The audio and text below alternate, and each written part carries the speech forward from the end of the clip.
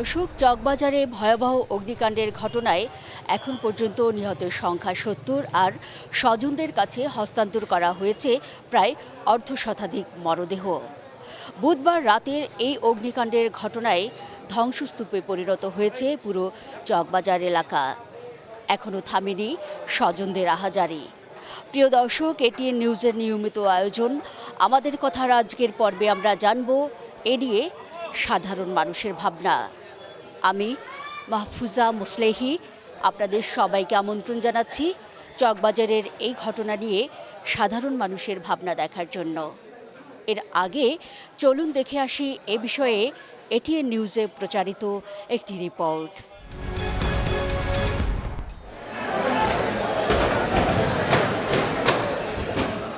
বুধবার রাতে পুরনো ঢাকার চকবাজারের চুড়িহাট্টা নন্দকুমার দত্ত রোডের মোড়েই আকস্মিক আগুন। লেলিহান শিখায় রাতের রাজধানী ঢাকায় মুহূর্তের মধ্যেই সেই আগুন ছড়িয়ে পড়ে আশপাশের কয়েকটি বাড়িতে। কেমিক্যালের গোডাউন আর দোকানে থাকা দাহ্য পদার্থের কারণে আগুন দ্রুত ছড়িয়ে যায়। রাতে যে আগুন লাগে তা পুরোপুরি নিয়ন্ত্রণে আসে বৃহস্পতিবার ভোরে। ফায়ার সার্ভিসের ৩৭টি ইউনিটের পাশাপাশি বিমান বাহিনীর হেলিকপ্টার থেকেও পানি ছিটানো হয়। ভোরের আলো ফুটে ওঠার সঙ্গে সঙ্গেই ধ্বংসস্তূপের ভয়াবহ চিত্র।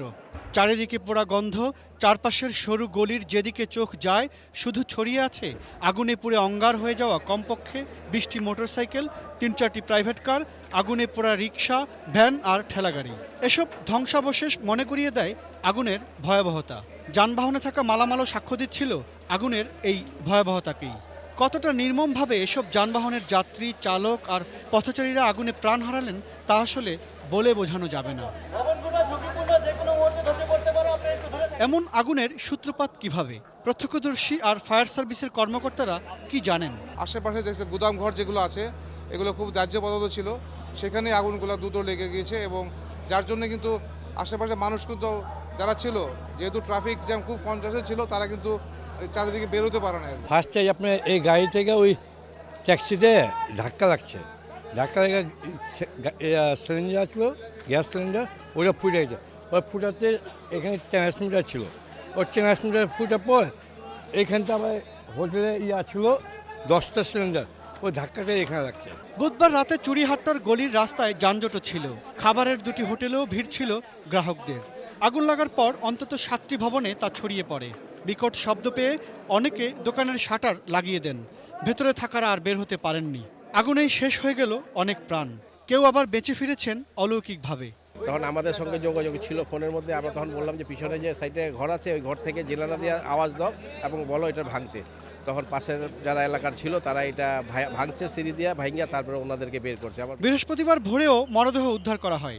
ফায়ার সার্ভিসের সদস্যরা রাস্তা থেকে পুড়ে যাওয়া লাশ খুঁজে বের করেন। আগুন নিয়ন্ত্রণে আসার পর দুপুরে মহাপরিচালক জানালেন ধ্বংসস্তূপে আর কোনো মরদেহ থাকার সম্ভাবনা নেই। স্থানীয়রা বলছেন হাজী ওয়াহেদ মেনশন ভবনের নিচে ওপরে কেমিক্যালের দোকান, গোডাউন, বডি স্প্রের গোডাউনও আছে।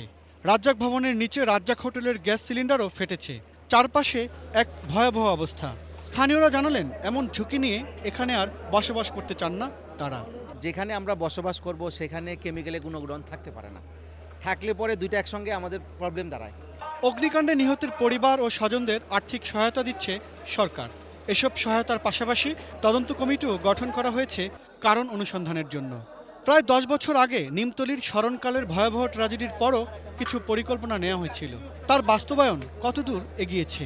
কেমিক্যাল পল্লী করছি, এটা অলরেডি প্রজেক্ট হয়েছে, ওইখানে সব শিফট করার কথা, কিন্তু দুর্ভাগ্যবশত তো এত দ্রুত যে আবার আরেকটা ঘটনা ঘটবে এটা তার আমরা বুঝতে পারিনি। শুধু পুরনো ঢাকা নয়, গোটা রাজধানী হোক নিরাপদ, নগরবাসীর চাওয়াও তাই। এই দুর্ঘটনার পর আবারও কথা হবে পুরনো ঢাকার কেমিক্যাল দোকানের গোডাউন নিয়ে। এখান থেকে সরিয়ে ফেলার জন্য সরকারি প্রস্তাবনাও থাকবে, কিন্তু বাস্তবতা হচ্ছে সেটি আসলে কতটুকু কার্যকর হবে তা নিয়ে। এভাবেই কি সাধারণ মানুষ প্রাণ হারাতে থাকবে পুরনো ঢাকার আগুনে? Imran Hossain Sumon, ATN news, Dhaka. রিপোর্টটি দেখবার পর এবার আমরা চলুন দেখে আসি এই অগ্নিকাণ্ড নিয়ে সাধারণ মানুষ কি বলছেন। আমরা খুবই মর্মাহত এই ঘটনায়। তো এটা খুব কাছ থেকে এখানকার মানুষ যারা আত্মীয় স্বজন হারিয়েছে তাদের অনুভূতিগুলো নিজ চোখে কাছ থেকে দেখার জন্য এসেছি। তো তো এখানে মানুষের যা চিত্র দেখছি, চেহারা, এটা খুবই কষ্টের। তো আমি যেটা বলতে চাই, প্রত্যেকটা আবাসিক এলাকার কিছু কোড আছে, বিল্ডিং কোড আছে, তারপর এনভায়রনমেন্টাল কিছু ল আছে, খুব ভালো আইন আছে। আমি চাই সরকার এগুলো বাস্তবায়ন করুক। এগুলো বাস্তবায়ন করলে মানুষের বসবাসের খুবই উপযোগী হবে। এর আগে 10 বছর আগে নিমতলিতে যে ঘটনা হয়েছে তার থেকে পরিত্রাণ পাওয়ার জন্য গত 10 বছর আগে পরিকল্পনা করা উচিত ছিল। বাড়িওয়ালা প্লাস সাধারণ মানুষ মানে সবারই দেখতে হবে, কারণ এগুলো যদি দূরে থাকে আমাদের কোনো ক্ষতি নেই, কারণ দূরে থাকলেও এই ব্যবসাগুলো করা যায়। অতএব আমরা যদি দূরে একটা এই স্থানগুলো নিয়ে বা পর্যবেক্ষণ করে এক জায়গায় যায় যদি আমরা এই ব্যবসাগুলো করি, বাড়িওয়ালার সচেতন থাকা দরকার, কারণ তারাও দেখছে যে তাদের ভাই বোন মা বাবা অনেকেই হারাইছে, কিন্তু সেদিকে ফলো রাখাটাই আমাদের উত্তম। এটা এক্সপ্লেন করার মতো আমার ভাষা নাই, আমি খুব দুঃখিত। শুধু আমি এটুকু অনুরোধ করব যে আমরা পুরান ঢাকাবাসী যারা আছি, আমরা একটা অগ্নিশিখা বাস করতেছি। প্রতিনিয়ত আমরা এটা আমাদের উপর একটা প্রতিফলন চলেই আসছে, একটা না একটা ঘটনা ঘটেই যাচ্ছে। এই গ্যাস সিলিন্ডারের প্রতি একটা সরকার কোনো পর্যবেক্ষণ করুক এবং এটার জন্য একটা পরিস্থিতি বের করুক যাতে মানুষ বাঁচতে চেষ্টা করে, কারণ এই সিলিন্ডার যেভাবে বিস্ফোরিত হচ্ছে প্রতিনিয়ত একটা ঘটনা ঘটেই যাচ্ছে। এতগুলা মানুষ এভাবে মারা গেছে, কতগুলা ফ্যামিলি অসহায় হয়ে গেছে, কত মায়ের বুক খালি হয়ে গেছে। এটা আসলে যার হয়েছে তারা ছাড়া এটা কেউ আর বুঝবে না। আর সরকারের দৃষ্টিতে আমি এটাই বলতে চাইতেছি যে সরকারে যাদেরকে নির্দেশ দিতেছে এসব কাজগুলো করার জন্য বা দেখাশোনা করার জন্য, তারা যেন সুষ্ঠুভাবে তাদের দায়িত্ব পালন করে। আমরা যারা জনগণ আছি বা এখানে স্থানীয় বসবাস করি, যারা ব্যবসা করি, তারা যদি এইভাবে নিজেরাই জনসচেতনতা করি যে আমরা এই ভাড়া দেব ঠিক, কিন্তু এভাবে কেমিক্যালের ভাড়া দিয়ে যারা হবে আমাদের জনগণের ক্ষতি বা হাজার হাজার মানুষের, শত মানুষের ক্ষতি। আজকের এই যে ক্ষতিটা, এটা তো দেশের জন্য ক্ষতি। সব কিছু দোষ হলো প্রশাসনের। প্রশাসন যে ঠিকভাবে করে নিয়ম কানুন মেনে চলে, আর ব্যবসা বাণিজ্য যারা করতেছে এদের যদি বলে যে তোমরা কেমিক্যালের ভাড়া দিতে পারবে না, তবে অনেকে সচেতন হবে জনগণ। জন্ম হওয়ার পর থেকেই দেখতেছি যে একের পর এক আমাদের ট্র্যাজেডি ঘটতেছে। এর অন্যতম কারণ হচ্ছে আমাদের এত সুন্দর একটা দেশ, এখানে কোনো প্ল্যান অনুযায়ী কোনো কাজ হচ্ছে না।